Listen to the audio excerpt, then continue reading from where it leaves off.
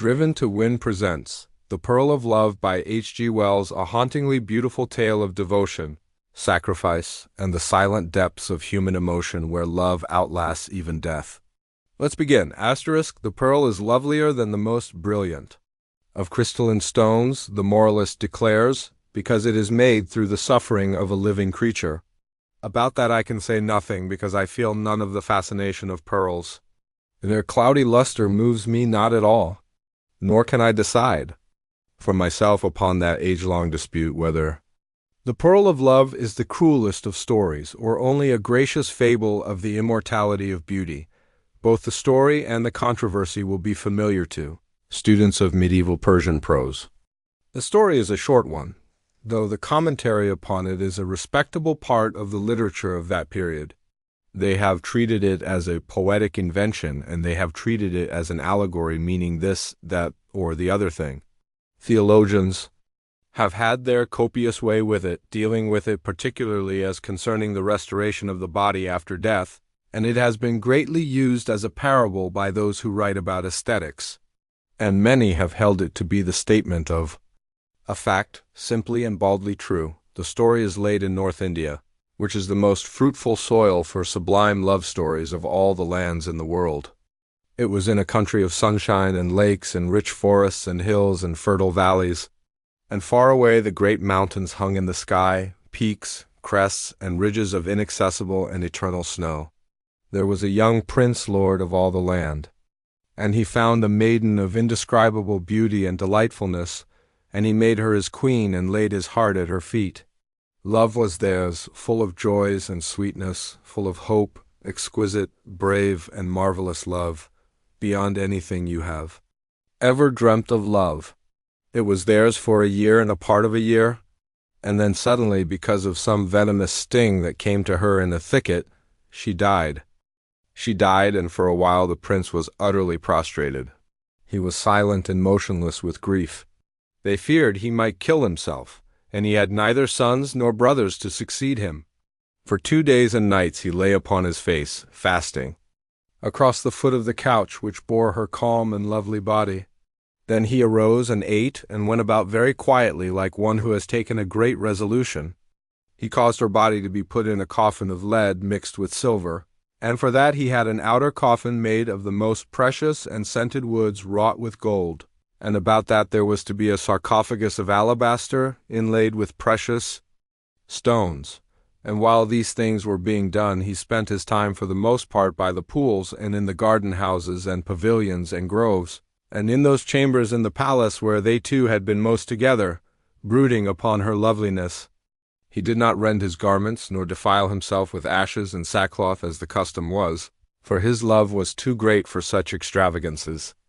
At last he came forth again among his counselors and before the people, and told them what he had a mind to do. He said he could never more touch woman, he could never more think of them, and so he would find a seemly youth to adopt for his heir, and train him to his task, and that he would do his princely duties as became him, but that for the rest of it he would give himself with all his power, and all his strength, and all his wealth, all that he could command, to make a monument worthy of his incomparable, dear, lost mistress.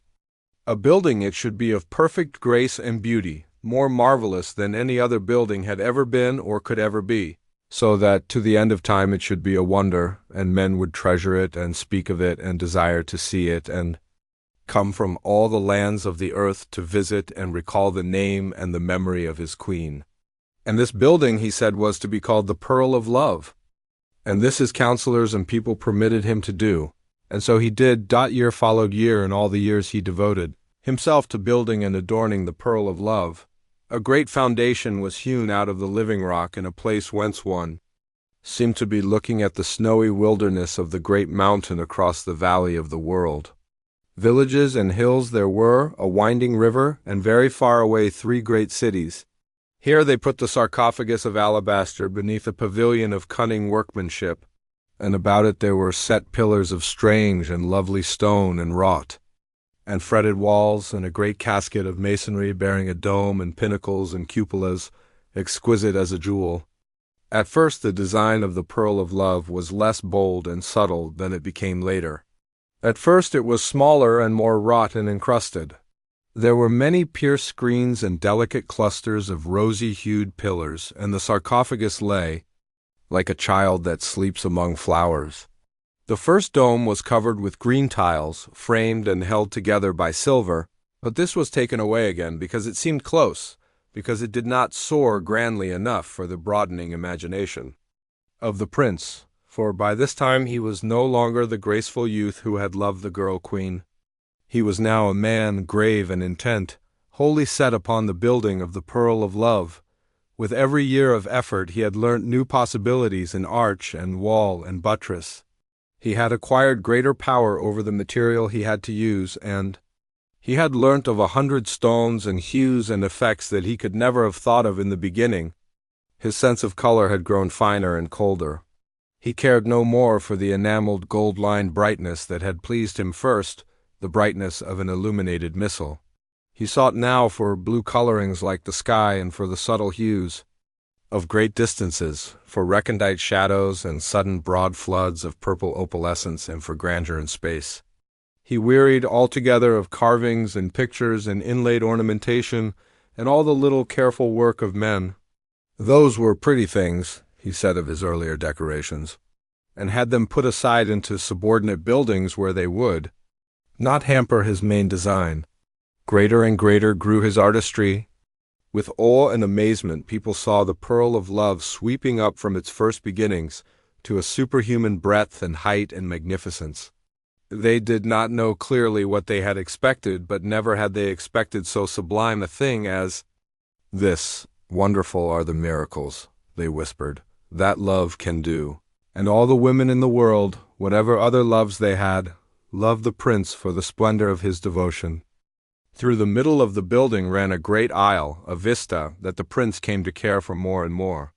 From the inner entrance of the building he looked along the length of an immense pillared gallery and across the central area from which the rose-hued columns had long since vanished, over the top of the pavilion under which lay the sarcophagus, through a marvelously designed opening, to the snowy wildernesses of the great mountain, the lord of all mountains, 200 miles away. The pillars and arches and buttresses and galleries soared and floated on either side, perfect yet unobtrusive like great archangels, waiting in the shadows about the presence of God. When men saw that austere beauty for the first time they were exalted, and then they shivered and their hearts bowed down. Very often would the prince come to stand there and look at that vista, deeply moved and not yet fully satisfied. The pearl of love had still something for him to do, he felt, before his task was done. Always he would order some little alteration to be made, or some recent alterations to be put back again. And one day he said that the sarcophagus would be clearer and simpler without the pavilion. And after regarding it very steadfastly for a long time, he had the pavilion dismantled and removed. The next day he came and said nothing, and the next day and the next. Then for 2 days he stayed away altogether.